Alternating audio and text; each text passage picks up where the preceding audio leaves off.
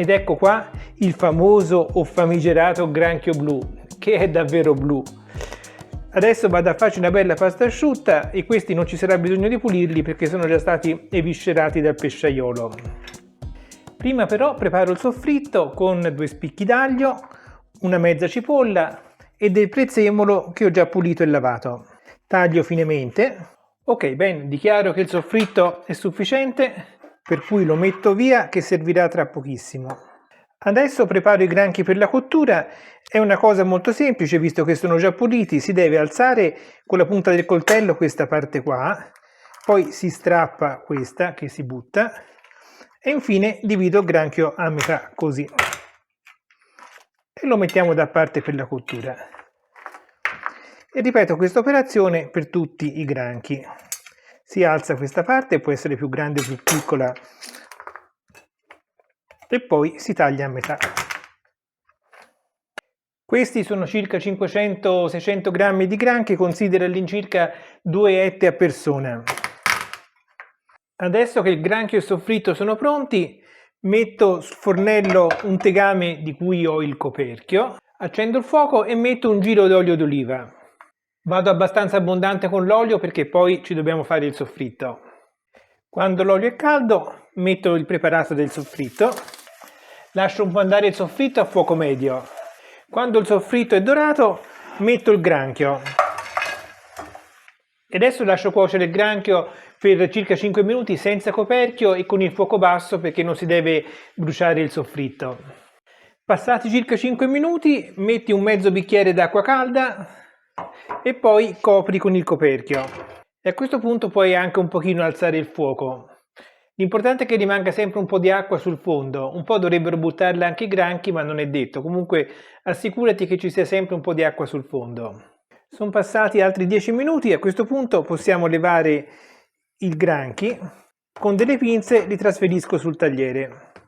Come vedi le parti che erano blu sono diventate rosse nel frattempo. E qui nel fondo di cottura che è ricco di tutto il sapore del granchio ci metto della polpa di pomodoro. Rimetto il coperchio e lascio cuocere a fuoco molto basso. Ho lasciato intiepidire per un 5 minuti e a questo punto cominciamo a lavorare i granchi. La chela grande la stacco e la metto da parte. Le zampe più piccole non sono utilizzabili e adesso con un cucchiaio molto piccolo devi iniziare a scavare e a prendere la polpa del granchio. Se fai con attenzione vedrai che all'interno del granchio c'è moltissima polpa. Uso un piccolo cucchiaino per prelevarla e metterla da parte. Bisogna fare attenzione a levare le parti che sono più dure come queste. Ecco, guarda qui quanta ce n'è questa. Non bisogna aver paura di sporcarsi le mani. Levo la chela grande, levo le zampe e poi comincio a scavare in cerca della polpa. Un po' con le mani e un po' con il cucchiaino. Prendi una ciotolina e via via che hai fatto un po' di polpa, spostala nella ciotola. È un lavoro un po' lungo che richiede un po' di pazienza e di sporcarsi le mani, però alla fine ho ricavato abbastanza polpa di granchio. Però non finisce qua, perché sono rimaste le chele, anche qua dentro c'è polpa. 2 o 3 delle chele più belle le metto da parte come decorazione e le altre proviamo a estrarre la polpa. Metti la chela sul tagliere, poi con il coltello dividila in 2, serve forza, così. Qua dentro la chela c'è della polpa che puoi levare facilmente con qualcosa di piccolo, come in questo caso utilizzo il manico del cucchiaino. Guarda quanta ce n'è. Alla fine questa è la polpa che ho ricavato da questi 600 grammi di granchio. E adesso la riaggiungo al sugo.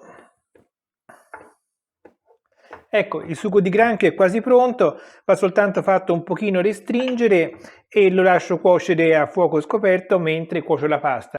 Ho già messo l'acqua a bollire e a questo punto posso mettere giù la pasta. Io ho preso delle linguine, ma tu puoi mettere la pasta che preferisci perché va bene praticamente qualsiasi formato. La pasta è quasi cotta e visto che queste sono 3 porzioni di sugo, ma io ho preparato una sola porzione di pasta, ne leverò circa 2/3.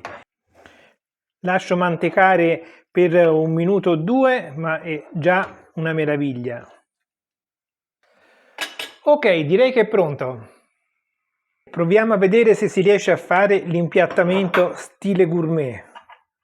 Ecco qua, ci siamo quasi riusciti, non sarà venuto alla perfezione. E la nostra guarnizione. Sono una meraviglia, non è vero? Adesso le assaggiamo subito. Strepitose. Queste linguine col granchio blu sono veramente strepitose, devi assolutamente farle perché sono una meraviglia. Lascia un mi piace, non te lo dimenticare e noi ci vediamo alla prossima ricetta. Ciao!